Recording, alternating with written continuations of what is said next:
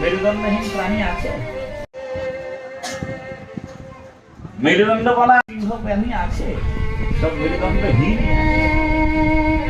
কেন? ওই যে মায়ার বৈধ বলেছে, জড় বিদ্যাগত মায়ার বৈধ তোমার ভজনে বা। মুখে বলছে, কাজে করছে অন্য। সেদিকে পড়াশোনা করেছে, মুখে অনেক ফুলঝুরি। পিতা স্বর্গ, পিতা ধর্ম, পিতা হি পরমন্তপ, পিতরি প্রীতি আপন্নে প্রিয়ন্তে সর্বদেবতা। পিতা স্বর্গ, পিতা ধর্ম, পিতা হি পরমন্তপ, পিতরি প্রীতি আপন্নে প্রিয়ন্তে সর্বদেবতা।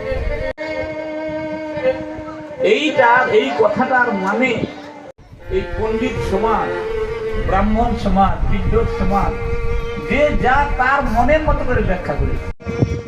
আপনি জিজ্ঞাসা করুন, বিভিন্ন লোক বিভিন্ন রকম বলতে পারে, কিন্তু প্রকৃত যে ব্যাখ্যা কি তার ধারে কাছে কেউ নেই।